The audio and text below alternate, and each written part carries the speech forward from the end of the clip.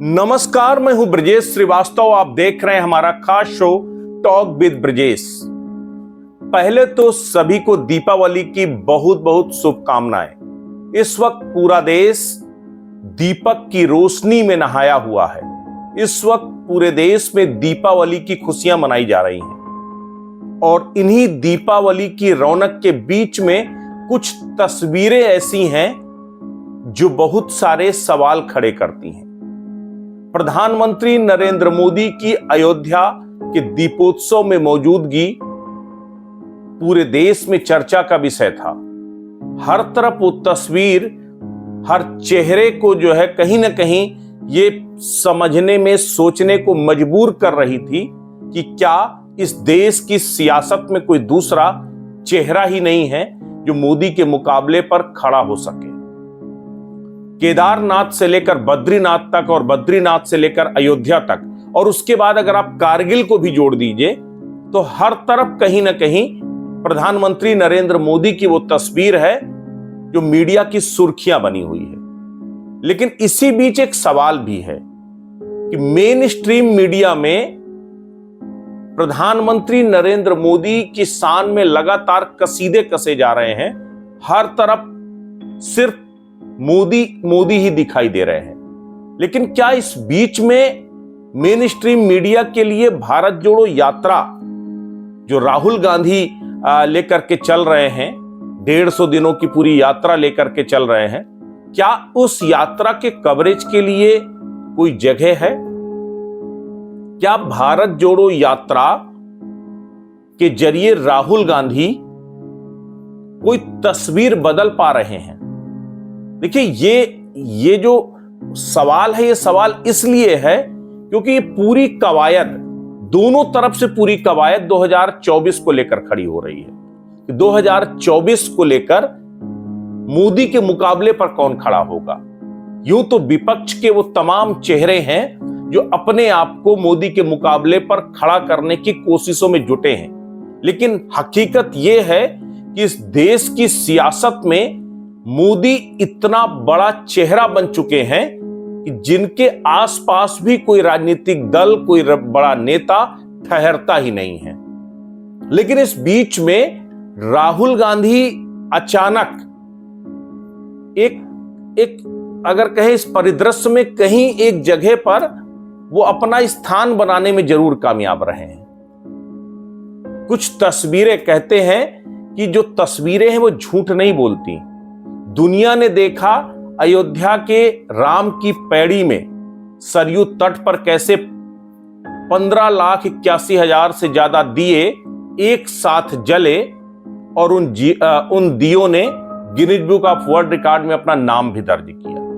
इसी के साथ प्रधानमंत्री नरेंद्र मोदी भी उस फहरिस्त में पुराने अपने पूर्ववर्ती प्रधानमंत्रियों से न जाने कितना आगे निकल गए, क्योंकि पहली बार कोई प्रधानमंत्री अयोध्या के दीपोत्सव में शामिल हुआ था। पहली बार कोई प्रधानमंत्री दूसरी बार रामलला के दर्शन के लिए गया था। ये वो तमाम चीजें हैं जो अपने आप में बताती हैं कि किस तरीके से दूसरे नेताओं से नरेंद्र मोदी की छवि अपने आप में अलग है और कद कितना बड़ा है। और इस कद के आगे कोई भी खड़ा हो पा रहा है क्या? नीतीश कुमार लगातार कोशिशों में जुटे हैं कि वो किसी तरीके से 2024 में विपक्ष का चेहरा बन सके, एक मजबूत विकल्प बन सके, लेकिन मुझे लगता है वो नाकामयाब रहे हैं।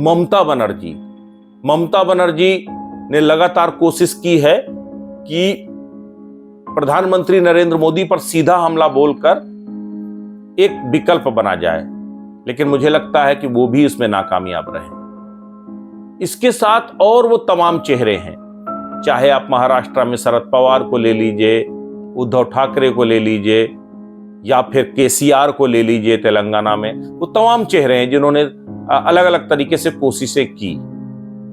लेकिन मुझे नहीं लगता कि ये सब मिलकर के भी मोदी का मुकाबला कर सकते हैं जिस तरीके की वर्तमान परिस्थितियां हैं। लेकिन इन्हीं परिस्थितियों में अचानक कांग्रेस की भारत जोड़ो यात्रा शुरू होती है, और जब ये भारत जोड़ो यात्रा शुरू होती है उस वक्त जो है कोई भी ना तो राहुल गांधी को गंभीरता से लेता है और ना ही जो है इस यात्रा को। आप सोचिए, अमेठी का सांसद, उसके बाद फिर जो है दक्षिण भारत में जाकर के जो है किसी तरह से अपनी सीट बचाता है। ये वो तमाम चीजें थी कि ना कोई बहुत बड़ा एक्सपेक्टेशंस पार्टी के राहुल के साथ थी, ना आम आदमी के राहुल के साथ थी। लेकिन उसके बाद भी 100 दिनों से ज्यादा ये पूरी यात्रा हो चुकी है, और इस पूरी यात्रा के दौरान जिस तरह की तस्वीर बदलती हुई दिखाई दी है, यकीन मानिए मेन स्ट्रीम मीडिया में अगर ये तस्वीरें लगातार सुर्खियां बनती तो पूरी दुनिया में या फिर कहें पूरे देश में राहुल के नाम का डंका बज गया होता। लेकिन बदकिस्मती की मेन स्ट्रीम मीडिया से अगर एक दो खबरों को छोड़ दिया जाए तो ज्यादातर वो तस्वीरें गायब हैं। लेकिन जो सोशल मीडिया प्लेटफॉर्म पर, अलग अलग मीडिया प्लेटफॉर्म पर जो तस्वीरें भारत जोड़ो यात्रा से निकल के आ रही हैं, वो तस्वीरें बहुत कुछ कहती हैं। एक बात तो तय मान लीजिए, मल्लिकार्जुन खड़गे कांग्रेस के नए अध्यक्ष बन गए हैं। मल्लिकार्जुन खड़गे को एक बड़ा अनुभव है राजनीति का, लंबी पारी खेली है, 55 साल का अपना उनका सियासी सफर है, जिस सियासी सफर को लेकर के जो है मल्लिकार्जुन खड़गे चले हैं। पहली बार लंबे समय बाद ऐसा हो रहा है कि गांधी परिवार पार्टी की बागडोर नहीं संभाल रहा है, अकेले 24 साल बाद जो है चुनाव हुआ है। तो इस तरीके से देखा जाए तो कहीं ना कहीं आप ये कह सकते हो कि गांधी परिवार कांग्रेस की सियासत में हाशिए पर चला गया। लेकिन नहीं, इस बीच में गांधी परिवार से ही गांधी परिवार के युवराज राहुल गांधी लगातार बगैर किसी पद के, बगैर किसी संगठन के, बगैर किसी नेताओं के तामझाम के वो अपनी एक अलहदा इमेज बनाने में लगे हुए हैं।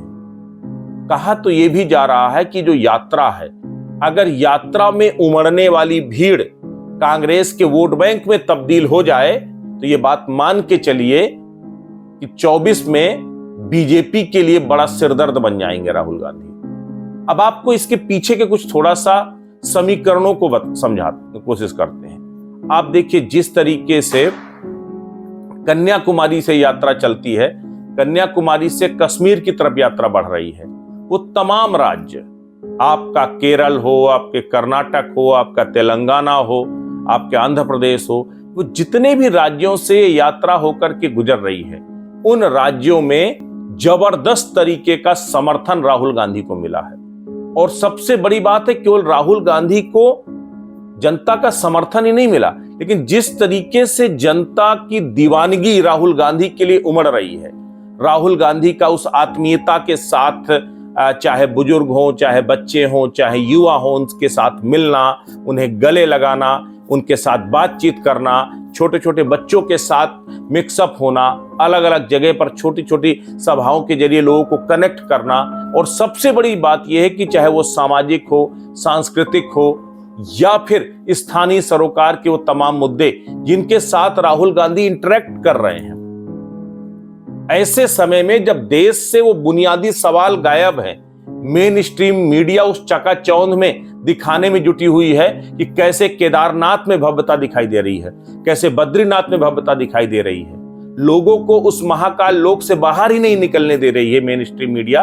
उस बीच में इस देश में वो तमाम बुनियादी सवाल हैं जो मुंह बाए खड़े हैं। इस देश में वो सवाल है कि बेरोजगारी कब खत्म होगी। इस देश में वो सवाल है कि हंगर इंडेक्स में भारत सबसे निचले पायदान पर क्यों खड़ा है। इस देश में सवाल है कि यहां भूखमरी और अकाल की स्थिति अगर बनने की संभावना बन रही है तो आखिर क्यों बन रही है। अगर आर्थिक मंदी की आहट हिंदुस्तान को भी सुनाई देने लगी तो क्यों सुनाई देने लगी है। ये वो तमाम सवाल हैं। लेकिन इन सवालों के बीच में राहुल गांधी अपनी प्रासंगिकता को बरकरार रखे हुए हैं। राहुल गांधी युवाओं से इंटरेक्ट करते हैं तो वो सवाल उठाते हैं, वो सवाल पूछते हैं कि क्या इस हिंदुस्तान के लोगों को केवल और केवल जो है अयोध्या के दीपोत्सव की जरूरत है। बतौर सनातन प्रेमी बतौर हिंदू हम मानते हैं कि ये हमारी जरूरत है और ये हर एक हिंदू का सपना होता है कि उसके जो तीर्थ स्थल हो वहां पर जो देश का सबसे बड़ा जो है प्रधानमंत्री या सबसे बड़ा जो नेता हो वो वहां जाके माथा टेके। उन्हें लगता है कि उनके तीर्थ स्थल भव्यतम स्वरूप में प्राप्त हो।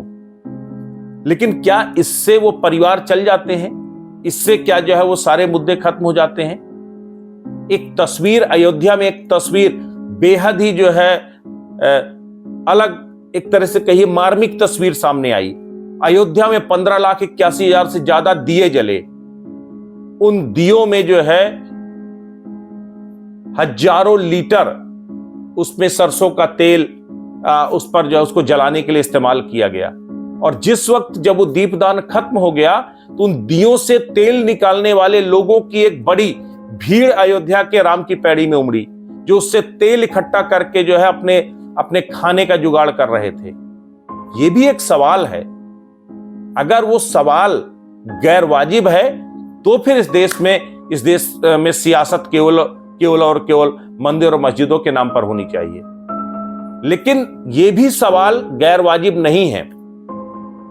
ये वो सवाल है जो इस देश में सियासतदानों को उठाना चाहिए, विपक्ष को अपनी भूमिका का निर्वहन करना चाहिए। आप राहुल गांधी के पूरे करियर को देखिए। राहुल गांधी के पास अमेठी से वायनाड तक में देखा जाए तो कुछ बहुत ज्यादा अनुभव उनके पास नहीं है, लेकिन बावजूद इसके उन्होंने बगैर स्टारडम के इस भारत जोड़ो यात्रा के जरिए बहुत कुछ साबित किया है, बहुत कुछ मैसेज दिया है। सीधे तौर पर यह बताया है कि यह बात मान करके चलिए कि आप बुनियादी सवालों से लोगों का मन नहीं भटका सकते। अब आपको इसके साथ एक और तस्वीर बताता हूं। जिस तरीके से केरला में जो लेफ्टिस्ट पार्टियां थी उन्होंने कांग्रेस की इस भारत जोड़ो यात्रा से दूरी बना करके रखी। आप आगे बढ़िए, तमिलनाडु में स्टालिन ने मंच साझा किया राहुल गांधी के साथ। डीएमके का जो है राहुल गांधी के साथ आना। आप इसके साथ आगे आइए, अभी इस वक्त यात्रा तेलंगाना में है। तेलंगाना में कांग्रेस का सीधे तौर पर केसीआर पर अटैक कि तेलंगाना के निर्माण में कांग्रेस की भूमिका थी, सोनिया गांधी की अहम भूमिका थी। और वो फैसला कांग्रेस ने लिया था कि तेलंगाना को अलग राज्य बनाया जाए। इन चीजों के जरिए महाराष्ट्र में जो है उद्धव ठाकरे और शरद पवार कांग्रेस की भारत जोड़ो यात्रा का स्वागत कर रहे हैं। क्या ये सारी चीजें कहीं ना कहीं ये बताती हैं कि आने वाले समय में राहुल को जो लोग खारिज कर रहे थे आज वही राहुल के साथ खड़े होने को आतुर नजर आ रहे हैं? क्या एक नया समीकरण जन्म ले रहा है? अभी नीतीश कुमार कुछ दिन पहले दिल्ली गए थे। दिल्ली में जाकर के उन्होंने सोनिया गांधी से मिले, राहुल गांधी से मिले, इसके साथ ही दूसरे अन्य पार्टियों के नेताओं से मिले। उनकी मंशा थी कि वो विपक्ष के चेहरे के तौर पर उन्हें स्वीकारता मिले। लेकिन सोनिया गांधी ने कहीं ना कहीं ठंडा रुख दिखाया। केसीआर पहले तेलंगाना से बिहार पहुंचे थे उनसे मिलने के लिए, लेकिन उसके बाद अचानक उन्होंने यू टर्न मार दिया। तो ओवरऑल ये बात मान के चलिए कि मोदी के मुकाबले में खड़ा होने के लिए अभी तक विपक्ष के पास कोई चेहरा नहीं है। लेकिन इस बीच में कांग्रेस भले ही खड़ी हो पाई हो या ना खड़ी हो पाई हो, लेकिन राहुल गांधी ने खुद की इमेज मेकओवर करने का एक सफल प्रयास जरूर किया है। उनके साथ उमड़ रही वो भीड़ लोकल इश्यूज पे जिस तरीके से उनके सामाजिक सरोकारों से, सांस्कृतिक सरोकारों से, बुनियादी मुद्दों पर राहुल गांधी बात कर रहे हैं, ये वो तमाम चीजें कहीं ना कहीं राहुल को लोगों के साथ कनेक्ट कर रही हैं।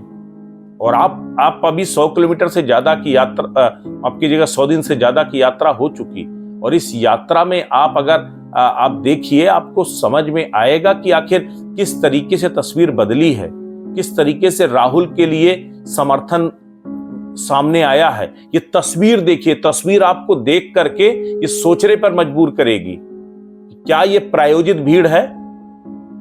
जिस तरीके से ये पूरा सड़कों पर आपको जन सैलाब दिखाई दे रहा है, जबरदस्त कारवां राहुल गांधी के साथ चलता हुआ दिखाई दे रहा है। हर तरफ आपको भीड़ ही भीड़ नजर आ रही है। ये नजारा किसी एक जगह का नहीं है। पहले दिन से जब यात्रा शुरू हुई कन्याकुमारी से, उसके बाद से लगातार इस तरह की भीड़ राहुल गांधी के साथ उमड़ रही है, राहुल को सुनने के लिए बेताब नजर आ रही है। कर्नाटका के अंदर 5वीं प्रेस कॉन्फ्रेंस करने जा रहे हैं राहुल गांधी।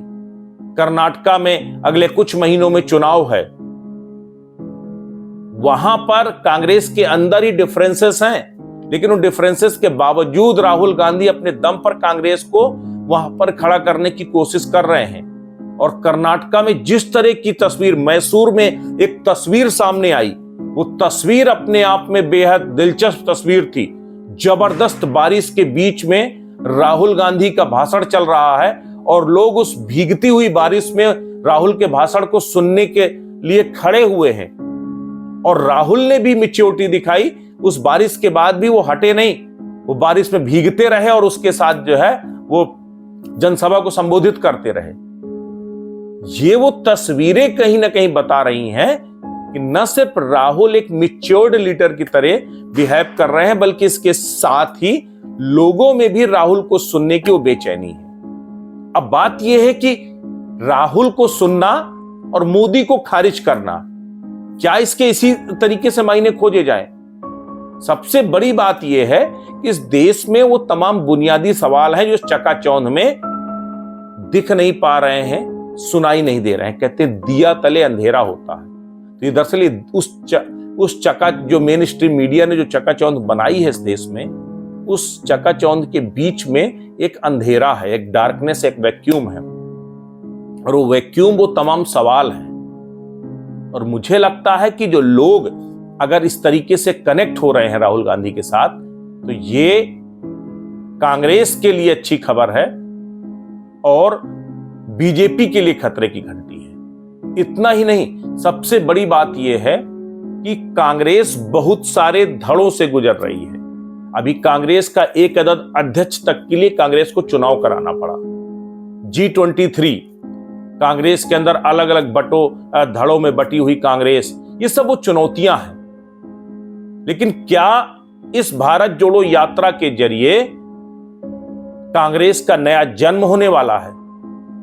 क्या कांग्रेस अपने पुरानी कांग्रेस को खत्म करके एक बार फिर नई कांग्रेस को खड़ा करने में कामयाब होगी? क्या राहुल गांधी, भले ही पार्टी के मुखिया मल्लिकार्जुन खड़गे हों, लेकिन क्या राहुल गांधी के नेतृत्व में नई कांग्रेस जन्म लेगी? और अगर वो नई कांग्रेस क्या मोदी का मुकाबला कर पाएगी? क्या मोदी के मुकाबले राहुल खड़ा हो पाएंगे? ये बड़े सवाल हैं। लेकिन इन सवालों के जवाब तो आपको आने वाले समय में मिलेंगे। लेकिन इस वक्त अगर विपक्ष की सियासत में कोई एक शख्स मजबूती के साथ, गंभीरता के साथ प्रयास करता हुआ नजर आ रहा है, तो वो शख्स राहुल गांधी है। और राहुल गांधी की यही इमेज बीजेपी को परेशान कर रही है। यही वजह है कि शायद वो तमाम सवाल कि कब मिलेगा लोगों को रोजगार को लेकर के जो है तमाम आंकड़े जो है, अभी संसद में एक आंकड़ा दिया गया था जो है, जिसमें यह था कि 8 सालों में जो है 7.25 लाख लोगों को जो है रोजगार सरकार ने दिया है। जहां आप हर साल जो है 2 करोड़ लोगों को रोजगार देने की बात कर रहे थे, वहीं आपने 8 साल में अगर जो है 7.25 लाख लोगों को रोजगार दिया, तो सवाल तो है ना, आप उन आंकड़ों को कैसे झुटला सकते हो? लगातार डॉलर जो है मजबूत हो रहा है, रुपया कमजोर हो रहा है, लेकिन वित्त मंत्री कहती हैं कि रुपया कमजोर नहीं हो रहा बल्कि डॉलर मजबूत हो रहा है।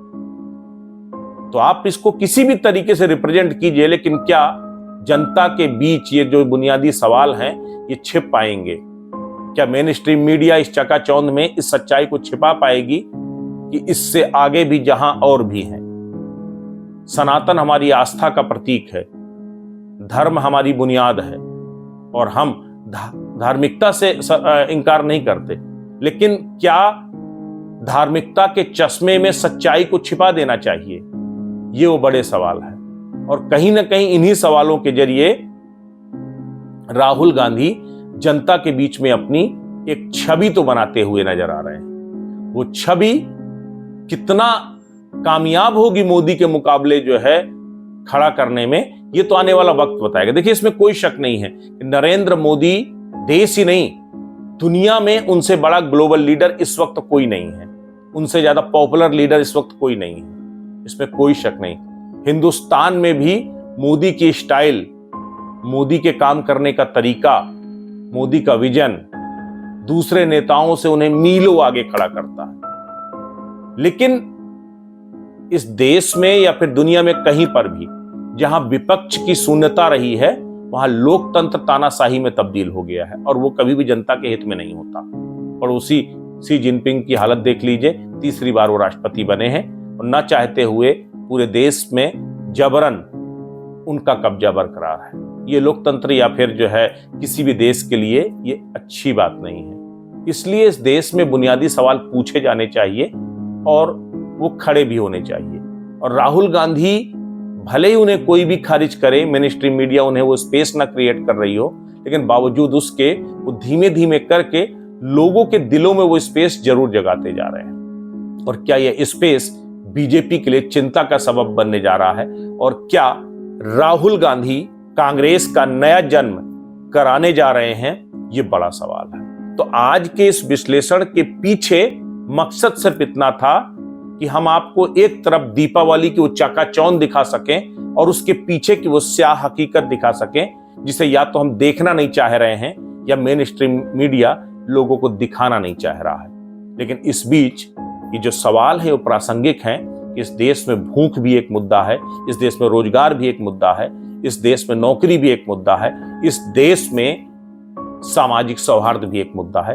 इसे आप दरकिनार नहीं कर सकते। और शायद यही वजह है कि धीमे धीमे करके ही सही राहुल गांधी अपनी इमेज को न सिर्फ मजबूत कर रहे हैं, बल्कि ये बीजेपी की बनी बनाई उस मायाजाल की इमेज को भी नुकसान पहुंचा रहा है। तो आज के विश्लेषण बस इतना ही। आपको ये कैसा लगा कृपया हमें कमेंट बॉक्स में जरूर बताएं।